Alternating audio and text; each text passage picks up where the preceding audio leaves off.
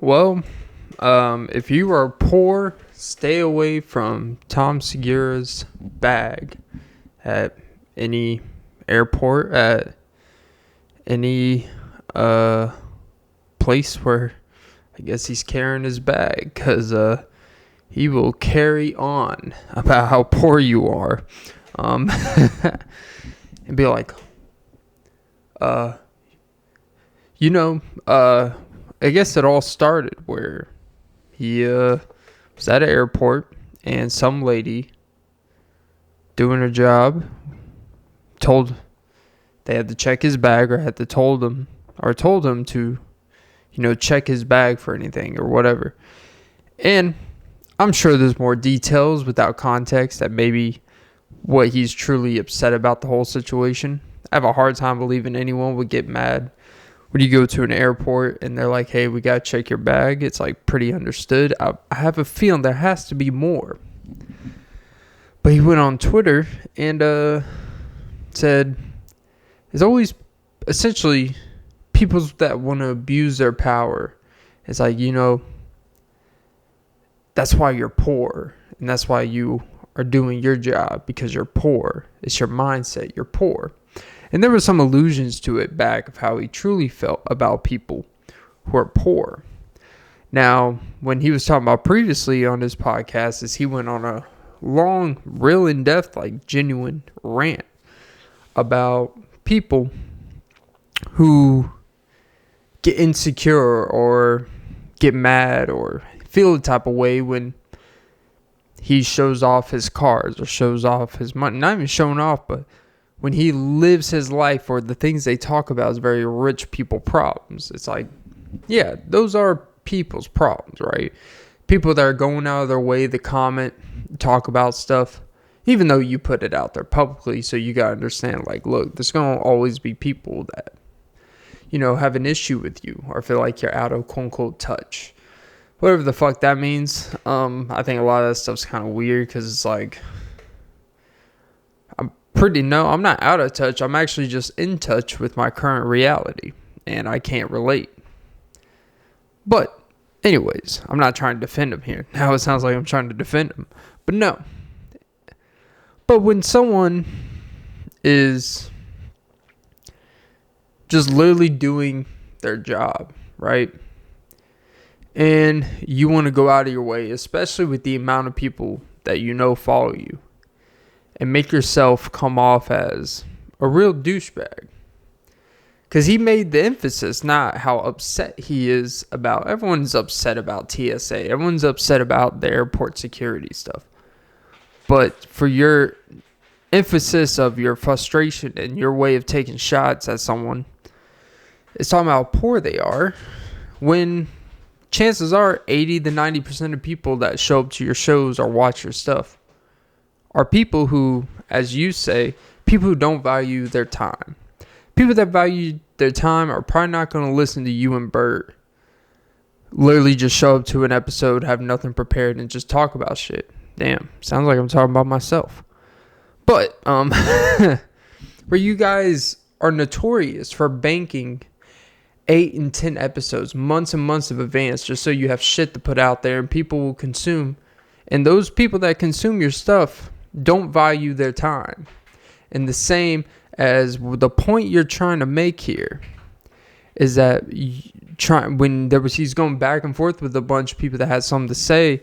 He's like, you're just exposing that, essentially summing it up. I don't remember the exact words, but poor people essentially don't value their time, which is why they always remain poor. They never get mad at nothing or demand that things be done correctly, or that their time should be more valued. And it's like, well, for what you do for a living, comedy and podcasting, it's a leisure extra activity. If your audience is essentially people who don't value their personal time to that extent, so if that is the case, then I guess if we just all want to start listening to Tom Segura and we start valuing our time, then I guess everyone should just stop listening. Two bears in one cave in your mom's house. Hey. Because I'll be honest, I've never really watched a Your Mom's House full episode. Because you know what? It's a waste of time. Listen to a Your Mom's House podcast. Listen to 40 minutes of fucking advertisement before it actually gets to a guest. It'll be like a 2-hour and 50-minute podcast. You'll click it because it'll say guest. And it'll be like an hour of just them, you know, doing whatever on their show. And then they do like 35 minutes of advertising. It feels like it. It is just one big advertisement, which is the same thing they bitch about cable companies and all this shit. Oh, everyone stopped watching cable because you guys on the radio were so worried about advertising. And guess what? Then now they do a podcast, make a shitload of money. And guess what they do? The same things that the radio stations that they used to have to go to promote their shows did. And bitch about that. And now they're just turning into the same people they hate. But it's actually at a larger scale with much more individual influence. And at least you can make the argument in the radio station, they're very considerate of people's time because they get through shit. They have to answer to people. They have to keep audience retention. While you're just like, hey, you guys have to listen to this 8-minute advertisement about Athletic Greens, even though I didn't fucking take it. You have to listen to another 5 minutes about Better Help. You have to listen to another thing, which is, you know, they all just, you know, share the same fucking advertisements. There's nothing unique about these advertisements. But yeah, I don't know. I just kind of find it odd that it's not, you know, I don't even think his situation is a situation where like he's gotten too famous or too big. I think it's a situation where sometimes people in true discontent when things have been going so well for them, which a lot of life's been going pretty well for them, they get to a point where they just feel like they understand life and they understand how life and how the real world works, and they understand all these things a whole lot better than everyone else who's not as successful. Just, you know, here's the thing about when you're successful, this is just my point of view. I'm not successful in that sense at this point in my life, but I think there's this thing that just because you're successful doesn't mean you've cracked the code on what makes life the reality it is. Like, you know, there's philosophy of life and how to live your life. And then there's also the life the way it is because of just kind of how currently as a society and over time we've developed and evolved into the way we kind of function. Not everyone is poor for the same reasons. It's not all because of mindset, you know. And look, in most cases, it is typically due to decision making over time. It's no accident for the most part that someone is like complete dirt poor, and like there's probably more likely in most cases things that people could have done to be at least a better situation. But the problem with people that have this, where it's one thing to think that, but to actually think that I'm going to post and be a dickhead, then double down, triple down. And he honestly probably feels like it's not going to affect anything. In reality, it's probably not. People are still going to show up to the shows. And what he's probably going to do is try to say, oh, I was actually just checking public outrage and see about cancel, you know, what would it take for them to cancel a comedian currently? And, you know, it'll probably be like some experimental stuff, you know. Hey, stop it. And, God fucking damn it, this cat. No.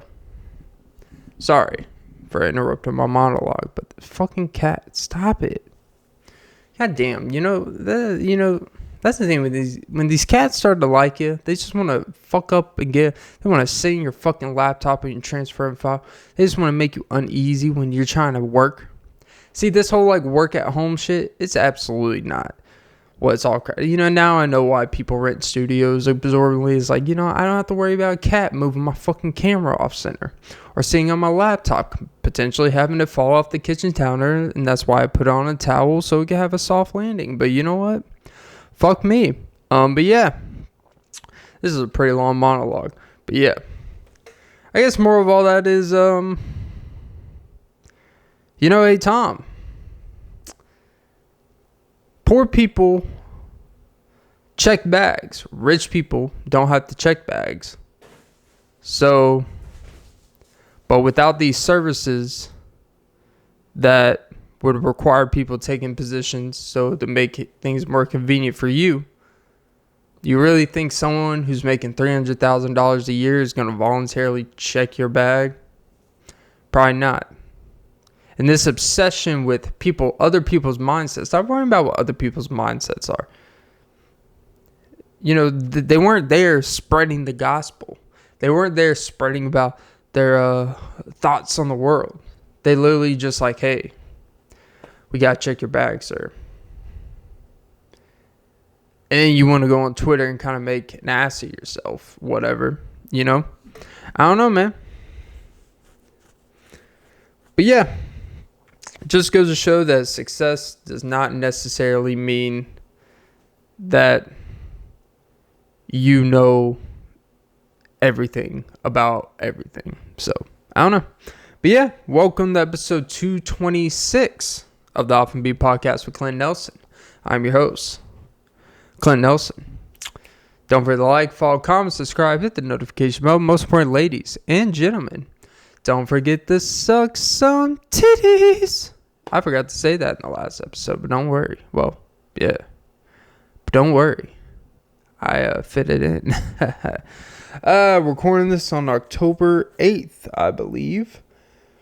Recording this on October 8th, 2023 at 5:36 a.m. Eastern for the archives one day. When I get my own archive channel, it'll be bigger than ESPN archives because let me tell you something. I am the worldwide leader in sex. They say the number one indicator of someone who's unfunny is they always resort to extreme sexual behaviors like dick and gay and pussy, And I say, then what do funny people refer to? Seems pretty much the same if you ask me. It's always the default. Extreme things are always the default, right?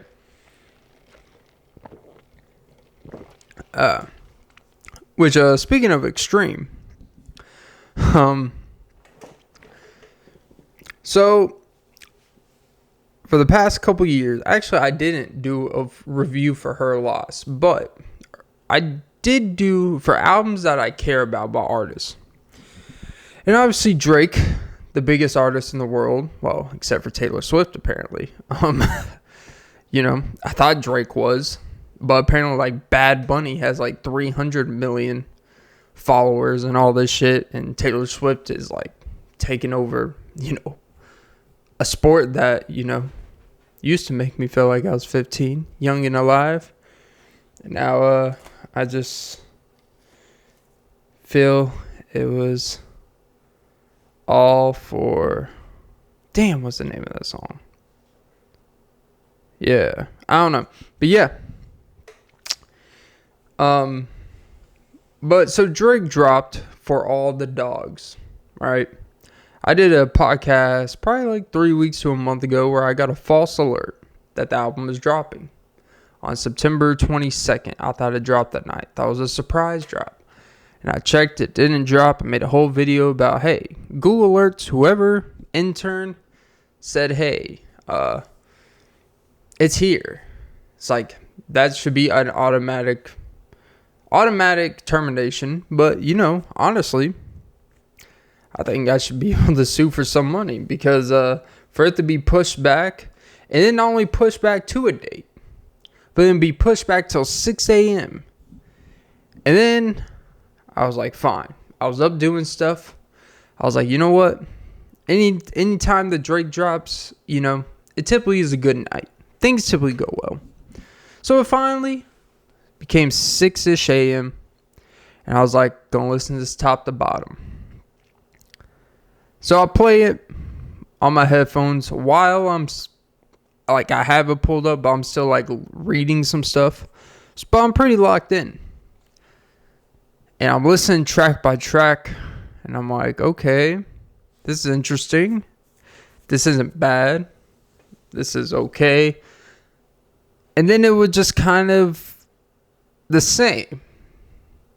I was like, okay, like, it's not that it's bad. It just feels like, it just started to feel like an album that,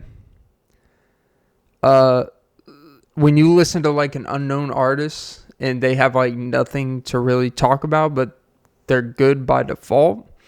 And I was listening like, okay, there's not really many memorable lines here. There's no memorable choruses. The instrumentals are okay. And then it got to the J. Cole track, First Person Shoot. That's when the album started like, okay. All right, the back and forth was like, okay, shit. Like maybe this is like a tide turning. Because I remember when listening to Certified Lover Boy, it was kind of a slow build. There was a lot of like, Then it started to hit a couple tracks like, okay. Now we're starting, like, you start to feel the album changing. So I'm like, okay, this is what For All the Dogs. It gets to track 6. Then after that, I don't even remember, because a lot of these, I guess I'll spoil, a lot of these songs just kind of sound, intertwine them, like, they sound very loose. They sound very, I don't want to say lazy, but it sounds like he's trying to appease something, but doesn't really, you don't feel even the audience that he would be appeasing. And once I got like halfway through the album, I still had it playing in the background, but I was kind of up doing stuff. So it was in the background, but I wasn't really in it. And then, like, I would hear a couple, like, nice instrumentals, and then I would like his flow on certain things. But I'm going to be honest, man. I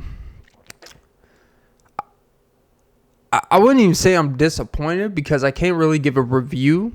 But I can say that the shit was... over time, I lost interest in the album, which is something I can't say I've ever had with a Drake album.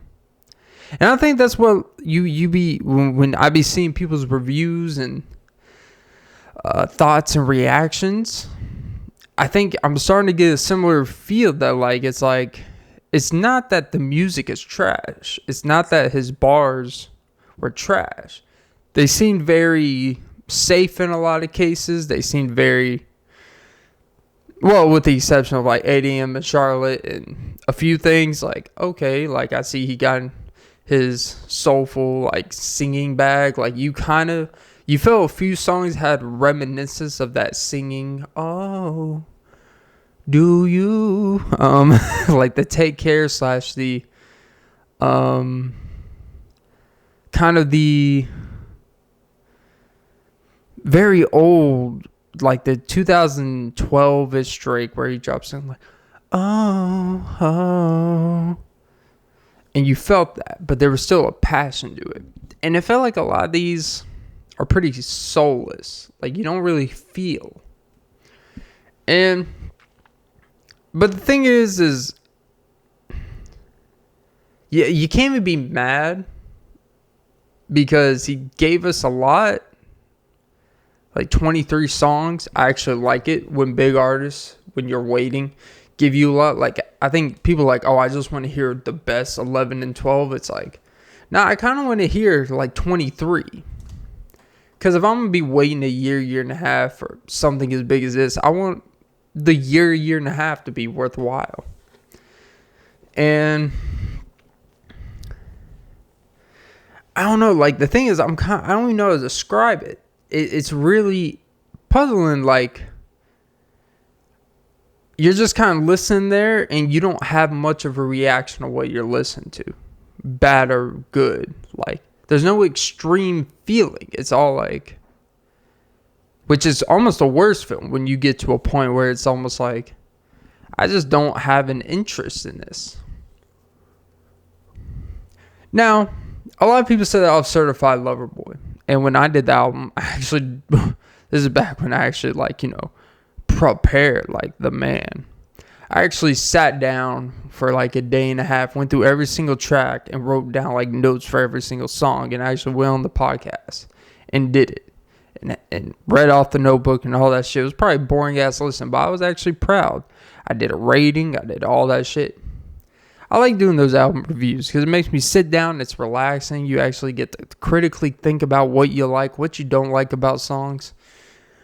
And I don't even know if I'm pretty sure I might do it just for some views, to be honest. Well, he needs to go back to more of the style of views. I used to think that the Views album was kind of weird and I didn't like it. But now, like, actually re-listen, it actually has a lot of replay value.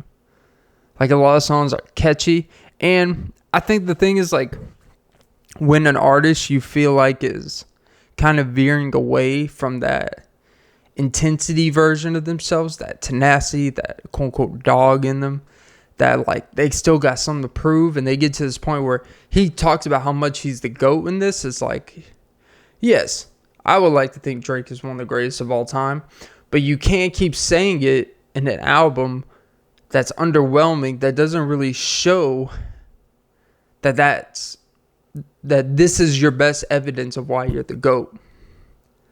And it feels like the more someone has to tell you how much the GOAT they are, it almost feels like it's like,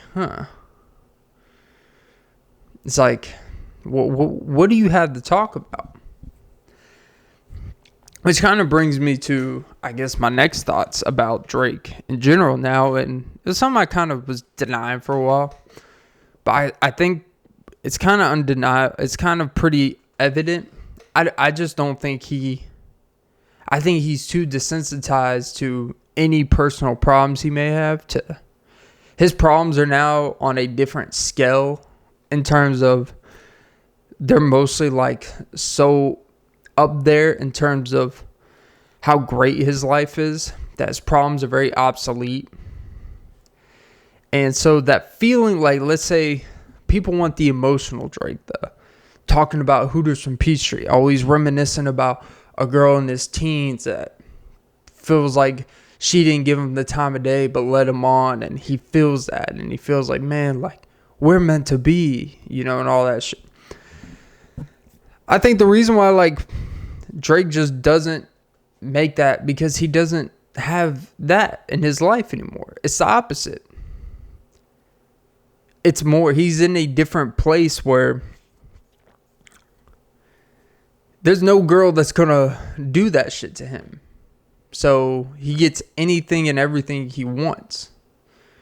And when you kind of don't have to fight for anything, when you don't have to, like, work for, you know, someone, because everyone wants you, and you almost gonna be on the defensive about everything when it comes to women. So that's why, like, we hear a lot of his negativity, quote unquote, where, you know, he has a lot of, you know, angst towards hoes and bitches and all that shit. But realistically, he's just kind of the part of Drake. We're never getting that part of Drake again, I guess we're saying.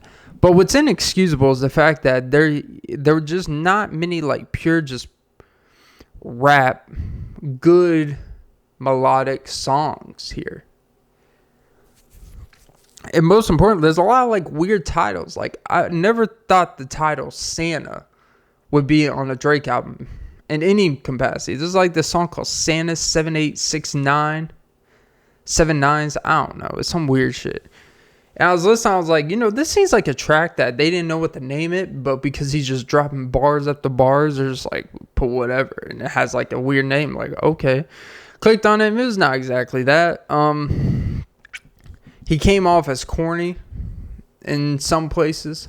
I'm not here to call Drake corny, but in terms of, like, some of, like, Claudia, Monty, and Claudia, and a pack of, like, sardines. It's like, when he said pack them like sardines, I'm like, oh, God. I was like, oh, no. You're doing that on a song? that J. Cole is on. You're mentioning Sardines. You can't have sardines really in any song. There's no place where sardines is an acceptable analogy, word. I don't care what it connects to. But you God fucking can't have it with the song with J. Cole where he snapped and washed you. Like, it's weird. I actually, and I was thinking about this, right?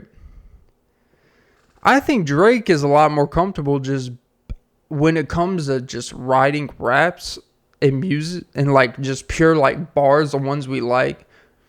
I think he's a lot more comfortable just featuring on someone's song than he is having his own song and rapping on it per se. Like, because I think he has this fear that everyone just expects all this versatility and all these things. He's got to check all these boxes. And I get, yes, there's that pressure. He knows more about, based off his probably studies of, the algorithm, what people react to, what makes Drake Drake. And he's even on the record say he will never make a top to bottom, just pure rap album. He said he will never do it. He has said he would want to make a top to bottom R&B album. But his R&B songs now are even like, that kind of lane. The Party Next Door song I actually did enjoy. It was actually it had a lot of Come and See Me vibes. Like a lot of, actually it had more of a Since Way Back type of with him and Party Next Door. Like one of those vibes. And he didn't have like the crazy outro to the album like he always has on his albums. And I don't know, it just kind of feels like the Drake autonomy. I think next time Drake drops, it's not going to be like this big. It's not, I shouldn't say it's not going to be big. It's not going to be this big like Drake is dropping tonight. Everyone stop what they're doing. I think it might be one of those like, we'll listen to a couple songs and then, we'll listen to it throughout the week. Maybe. I'm not saying he's falling off by any means. I am saying, as a Drake stan, I got to admit, my hope for this is that it has a lot more replay value over time. Because Certified Lover Boy had that. But here's the thing, like with the replay, maybe it just takes more time. It's like, you still know off the first listen if like this album catches your attention. Even if you're like, okay, I don't know if I'm catching it all, but I like the way the theme is. I like the progression in the album. I like the build up, the balance of things. And you're like, I kind of like this, but I'm not sure. This part is kind of weird, but then over time you're like, oh, okay. For this one, I just think there may be a lot of forgettable tracks. Like, overall, this may be one of his most underwhelming.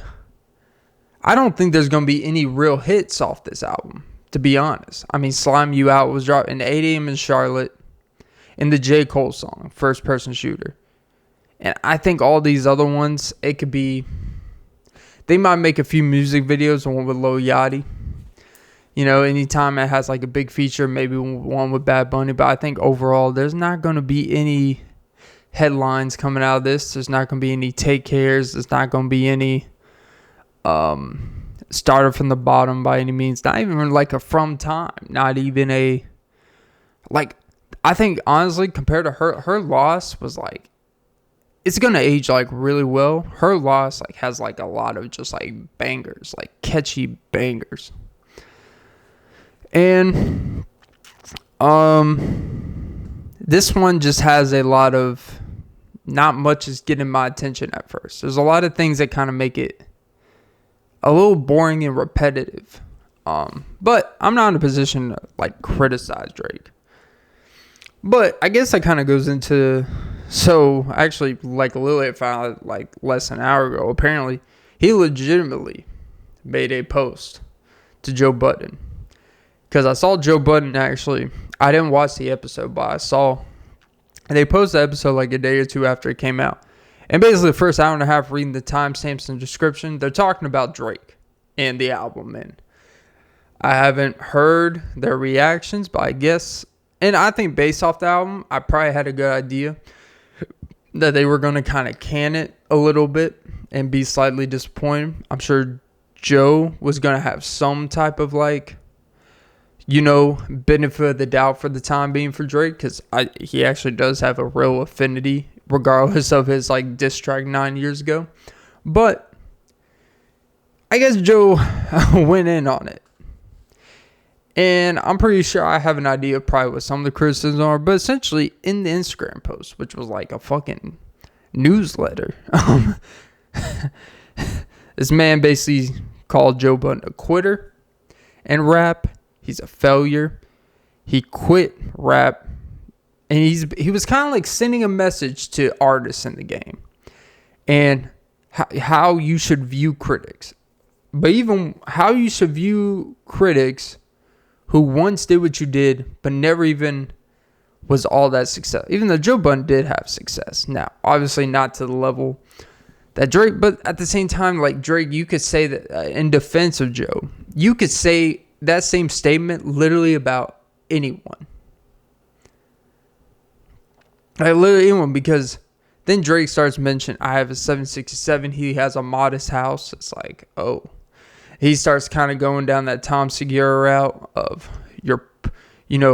don't listen to someone who doesn't have a 767. It's like, all right, Drake, I don't want to be that guy, but there's a lot of people that could give good advice that don't have a 767. All right.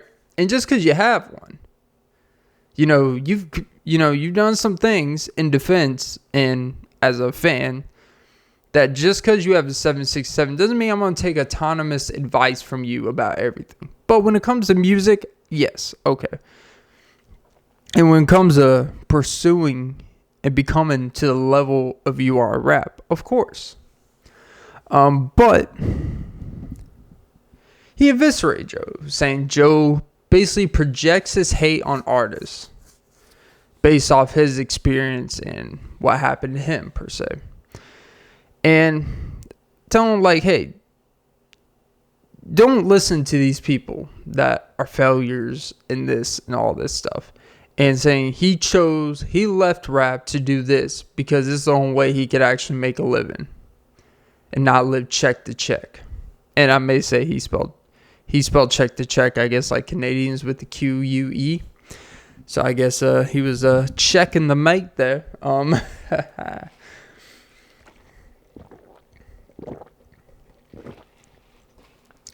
But it's like,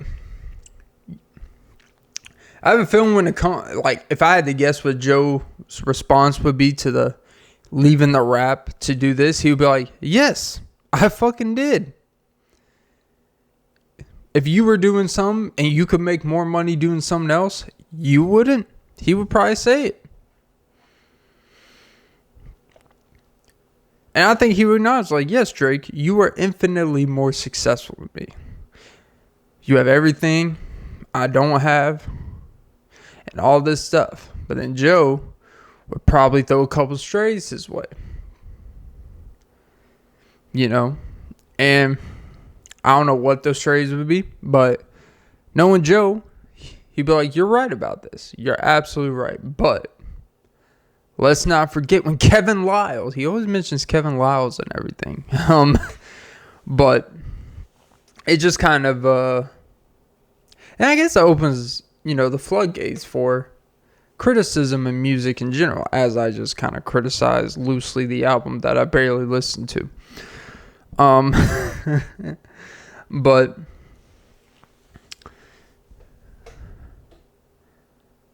I think it's because here's the thing, right? As much as people hate critics and criticism, which I wouldn't really call Joe Budden a critic. He does a podcast that's, it started as a hip-hop podcast. It's kind of transitioned to more of an overall cultural thing. Society, whatever that means. But it's still predominantly a hip-hop podcast. When big artists drop, when things happen with big artists in that industry, they typically talk about it. They talk about other things too. and pop culture and stuff. But you have to do that to stay relevant in overall space like that. But, criticism, unfortunately, whether we like or not, is very important in every industry. The problem is when the criticism starts not feeling like criticism and it feels more like a personal issue. And even if it is personal, there's still a way you can talk about things that may be personal, but not make the person feel like it wasn't used for good contextual use. And that's typically what it's kind of like with sports. We have these sports debated shows, the First Takes, the Undisputeds, and it's just this constant extreme criticisms to keep listeners and viewers engaged in what they're doing. So sometimes they'll do a lot of yelling, extreme proclamations, exaggerated takes where it's like, yes, this is what I feel, but I'm gonna add a little sauce to it and be like, well, on top of that, let's also not forget when Zach Wilson was at BYU, he the offensive coordinator that wanted to date his mom too. It's kind of weird how like a year ago Zach Wilson was like the fucking dude in the media, well, like in the locker room and like the cultural media, and people make jokes about him sleeping with his mom's friend while he had a girlfriend, and he was like secretly the man, even though he had like 7 touchdowns and 11 picks. Was like, hey man, this guy that just goes to show you, just because you go to BYU doesn't mean he can be into you, huh? Yep. And I don't think most athletes that go to those schools are actually the religion. All right. And that's fine. I don't think Jimmer, who was from Glen Falls, New York, was Mormon going there. He was probably more, Jewish and stuff from the Northeast. But, like, hey, you want to get up 25 shots a game, score 35, have 60-point games? He's like, how many people's houses do you need me to show up to? That's not what Mormons do. That's Jehovah's. It's all relative. They all believe in something, but can't be very specific what they actually believe in. I don't know. Anywho, bear. But yeah. But criticism is very necessary. Having people react and talk about your stuff is very necessary. Whether you find their opinions valid or not. Because it means that people give a shit about your stuff. Now, there's plenty of people that are probably going to have the same view as Joe. But he's not going to attack someone who has 1,000 subscribers doing an album review reaction saying, man, this shit is trash and mid. He's on someone with a big enough platform who has talks about him every chance to get. And a part of also his post was they talk about you constantly so they can stay relevant. It's like, well, you're the biggest in the game and everyone talks about your shit when you drop. It sounds like I'm like I am not going against Drake. And I'm not necessarily defending Joe or everyone that says his album is disappointing. But,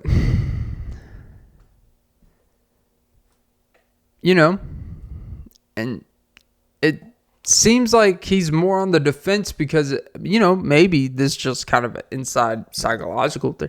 Maybe Drake's on the immediate defense. Like, your album hasn't even been out 2 or 3 days. Like, it's like if it was out for a month and people are still shitting on it, it'd be like, all right, now it's like, hey, whether you like my album or not, it's like, come on now. But like, it's been out a couple days. People are still processing the album. Like, don't be reacting to whether every person likes or doesn't like it. But, what Joe Budden says about your project is not going to affect it being number 1 or number 2 this week. Like, it's going to be, you're going to get all your money, you're going to get all your streams, everything you did.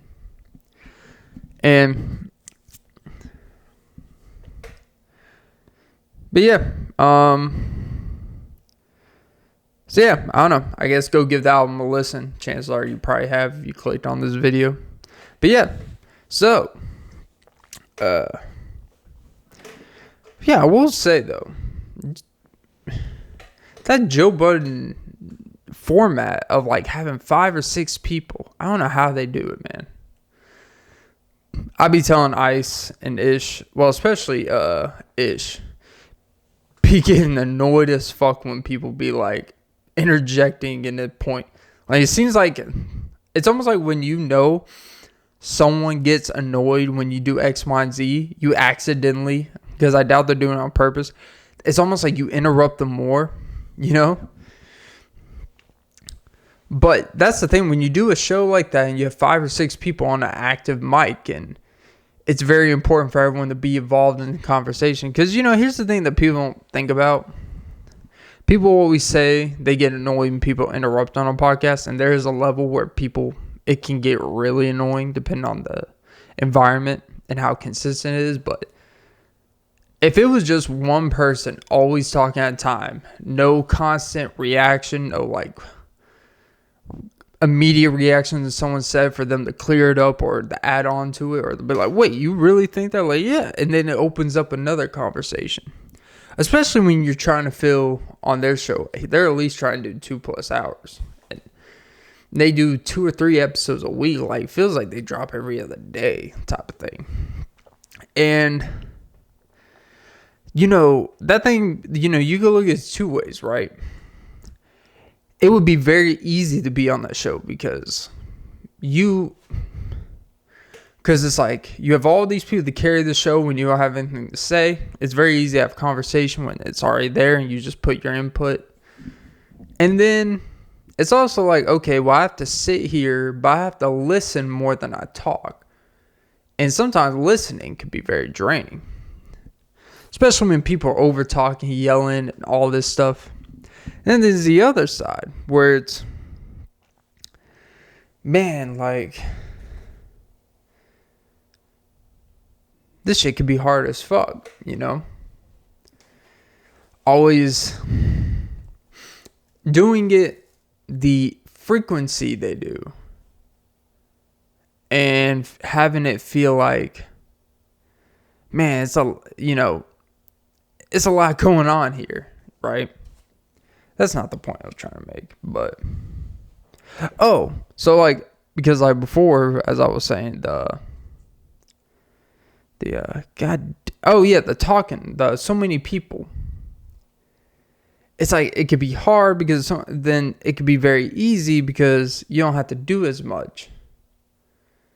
But like, here's this, people always get mad about when the over talking each other and stuff, but it's like it would be very I think people would get very bored very quickly if it was just this person's thoughts and then this person, this and that. If it was just this one at a time, where it's like there has to be like multiple people speak, because they do the numbers, they do the engagement numbers. There's numbers out there. It's so much harder to do a solo podcast, and if you have a second person, you could be having a similar conversation. A person can actually be better doing a solo podcast, be engaging, be a better conversationalist, have better thoughts, more concisive. But 2 people that are kind of like, not great, but they could be a lot more easier to listen to, because it's easier to listen to 2 idiots than 1 genius. I'm not talking about me, but I'm just saying. I wonder how it would be if like Joe Rogan just did a solo podcast, what that would be like. Where he's just talking to the camera, talking about his thoughts. You know, obviously with his experience, he would obviously be fine. Like, he has no problem just talking. He does stand-up. But I wonder, like, when you're used to doing it one way for so long, as frequent as they do, like, how good would it be weird just for audience member? Like, we wouldn't even know how to listen to the show, how to process what's going on. It would be a different style. Why don't they just interview Jamie one episode? Like, they've never had it where just like a guest couldn't make it and they're like, shit, we got to record because we got to have that episode for Wednesday, you know? It's like they either have to get someone. Well, I guess, see, when you get to that scale and your show, people being on your show benefits them a whole lot more than you do, it's not hard to get people to show up. So they probably never really run into that problem, to be honest. But, yeah, I just feel like that would be kind of interesting. Which, speaking of doing a different style, it will happen soon. I will be interviewing a guest. I have a feeling, just throwing this out there, I think for my birthday, I'm going to ask. I think for my birthday, I am going to have my first interview on this podcast. And, it'll be my birthday present to myself, And I think it's going to be fantastic. So, watch out for October 19th. I'll be 28. And if you guys could give me 28 likes on my 28th birthday, I will make 28 cupcakes and send each one of you people that liked it a cupcake. If that sounds like an equal trade-off, then trade it. Put that in your fantasy football trade machine. But yeah, I do love doing this show. I do love it. There's a feeling you get when you do something you enjoy and you do it, regardless of how your days went. It's just something about accomplishing the thing that matters to you. One of the most important things in my life is an accomplishing feeling. And you know what else confirms how good you feel?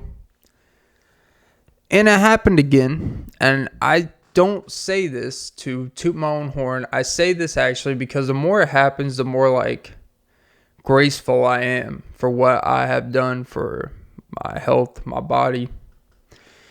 Is that it's more and more there are guys, at work and people that I see, I actually had someone today when I was clocking out for work. I was going outside and I was helping them with something, and they're like, thanks. And he's seen me before. I've said, hey, but it's always been just a nice passing, but nothing crazy, no conversation. Just, sometimes there's nice dudes, you fist bump, but you never talk to them. It was kind of like thing like that. And on the way, he's like, man, I gotta ask, man. You look like you work out 3 times a day, right? And I'm like, ho. Anytime I feel like a cat when you shake the treats when you say stuff like that. My ears perk up and I'm like, whoa. Time for me to tell you some unscientific truth. My truth is the only thing that matters. Look at me. It works. I was like, actually, my situation, I don't work more than 2 times a week at most. He was like, bro, you look like you work out every fucking day. And I'm like, well, actually, working out every day actually shrinks your muscle. No, I didn't say it like that. I was like, well, I used to work out a lot more, about 5 days to 6 days a week when I was really starting to get serious about this stuff. And then I found a sweet spot 4+ days, depending on the week. But I noticed when I've only been able to go as much as I have, it's been a lot more beneficial for my body. I rest more. I feel better when I go. I'm not fatigued. It gives me an extra appreciation too. Sometimes when you do something too often, you kind of take it for granted. You're just like, hey, this is cool. It's but, I'll be back tomorrow. You don't have that. But it's when you can only go X amount of days, certain times, it really makes you plan and appreciate and make sure you're as prepared as possible when you go so you take advantage. It's almost like when you finally get that chance with the girl that you see all the time and you finally ask her out and you want to make sure when you do, you're looking the best, you're feeling the best. You've, your body's primed up, you got all the aesthetic pleasing stuff. because you want to make sure you have everything you can control to be prepared to maximize the situation. And it would be a shame if you did it, right? If it matters to you. But what I was telling him, I was like, yeah, can't give him a simple breakdown. Like, look, I'm going to be honest. I eat pretty simple stuff. Nothing crazy. I cook at home. Blah, blah, blah. It's really just about consistency, having intensity when you work out. Blah, blah. I don't want to get too much into that part. But, you guys know what you need to do to put on size and strength. But the feeling of someone just seeing you and they're like, bro, like, I want to do what that dude's doing. There's something about being in that position and how people actually come to you because they see that you bring value to them in some way. It's not about you looking good. It's about, man, like, this guy does something that I want. I want to pick his brain. I want to know how to bring that same value to myself, to better myself. There's something about when people come to you to do something better for themselves because you've shown you've done that for yourself, which is not something, I've always been in my life. But when you have that, it kind of brings you, not to sound gay here, but it kind of brings like a purpose to remind that why you do that. You do it for yourself. You do it for selfish reasons, some good, some vanity. But to have sometimes people come and be like, man, like, and actually be interested and listen. And be like, man, like, And then the most important, he's like, man, all I got to say is at the end, he's like, man, I really appreciate you giving me your time. In my head, as I'm waiting for my girlfriend to pick me up, it's like, yeah, like I have no time, He's talking to me like I had a limo waiting for me to take to the Hyatt downtown, Like, hey man, I gotta go in 8 minutes. You gotta wrap it up, It's like, nah, bro, I'm literally getting my shit out of the locker, so waiting to get picked up. But saying all that, there's something about when people come to you because you bring a value to them. You can bring something, a service, a knowledge, a feeling. And, I think sometimes it's like, oh, whether you're having a bad day, where you don't feel great, something about that always just like kind of reminds you, like, you know what? I'm worth the shit, right? But yeah, I guess the moral of that story was, shave your face and you'll look like a mole rat. And maybe I should change my hair to a mullet because it looks like a rat's in the back of my head. Welcome to New York City. The NYC, because I'm a motherfucking PIMP. But yeah. Today's sponsor, Dunkin'. Whenever you want to sponsor me, remember, it's a free lifetime sponsorship for free. Why would you turn it down? You'll give these TikTok, average looking girls, $20 million deals to have them be the face of a drink that you already had made. You just rename it. And then for some reason, a 36-year-old, mom is like, oh, Dixie D'Amelio's on it. Actually, I think it's a Charlie drink. It's like, oh, now we're advertising coffee and extreme caffeine and espresso to 15-year-old girls. That's not irresponsible marketing. I wasn't even allowed to have coffee until I could buy it myself. But I couldn't actually have coffee till I was like 19, or at least it wasn't like, I guess I could have just like went and got some, but that's one thing my mom would never buy. She would give me like, some gay frappuccino from Starbucks or something, or some like extreme sugary vanilla colada, which those things are sweet as fuck. Oh my God. But, whew, so sweet. My tooth is hurting just thinking about sucking on that straw. I realized how that came off real quick. Jesus. Not again. But, yeah. But, now that I have a little bit of a attachment, let's just say the iced coffee, I realize, you know what? I think my kid, I'm not letting him have nothing. The only thing he's drinking is water and pre-workout. Imagine feeding your 12-year-old kid pre-workout when they're already running around with their shirt off. The first time I will introduce my kid to pre-workout, I want to surprise him. Be like, before his first soccer match, not basketball. You don't want to give someone pre-workout when they're just like running intensely.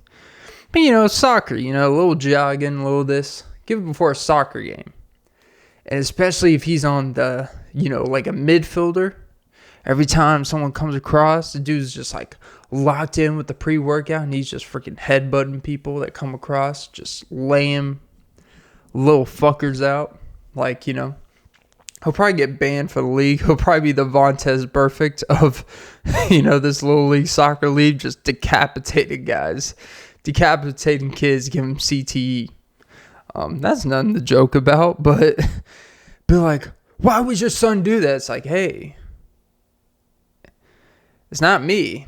I just gave him a little fury, some watermelon fury. Whew. And then they look at the dosage, just like, it says 12 and under. Not allowed. I was like, well, he's 12 and a half. So, it's like, yeah, you don't give him 2 scoops. It's like, look, I did 20 ounces. I diluted a little bit. God, my kid on pre-workout, whew. But I'm going to get my kid on some shit. Don't worry. Not like on some shit. Because I'm actually not really for any extra shit. Like, I'm not a believer in, like, taking creatine. I'm not a believer in really protein shakes, to be honest. I understand the point of it, but it's really kind of like a waste of money. You could buy, for what you pay for that, you could buy, like, real food and get a, more fulfilling growth. But I understand the point of it. I'm not anti it, but it's just like, I just don't believe, regardless of how much money you have, there's no need to spend $200 a month on supplements like that. To be honest, like, I think taking those, like, people that are taking 7 pills, they're like fish oil, omega-3s, vitamins. It's like, if you have to take that many different tabs and pills and supplements just to like regulate your body, I think it's more about just the food you're consuming, to be honest. And your body's just very deficient in so many ways. You need to go to the fucking doctor and actually find like ways to regulate that shit. Because I understand some things in society, like currently, like, it's very hard to get certain omega-3s. It's very hard to get the amount of the amount of, vitamin B, vitamin C's, and D's that you would have to consume to get the actual amount your body needs. It's not always realistic. It would be an absorbent amount of food because of the unnaturalness and fakeness in food these days. But man, there's just something about starting your day taking pills that it's just not right. I don't think it sets the tone right. Like, if you're taking pills to start your day, it better be because you're recovering from surgery, you have chronic back pain for some, or if you don't take it, you're about to rip Scotty's head at work for, being a nincompoop to you. But yeah, so I guess the moral of all that is keep your pills to yourself. You don't need the fish oil. And but for all the dogs, Drake need to take something else. He need to take some pre-workout before he gets in the studio next time. But yeah, that was episode 226 of the Off Beat Podcast with Clint Nelson. I'm your host, Clint Nelson. Don't forget to like, follow, comment, subscribe, hit the notification bell. Most important, ladies and gentlemen, don't forget to suck some titties. And damn, the battery on this camera is getting lower and lower. These things used to record like an hour and 8 minutes. But yeah, have a great day. Why are you dying on me?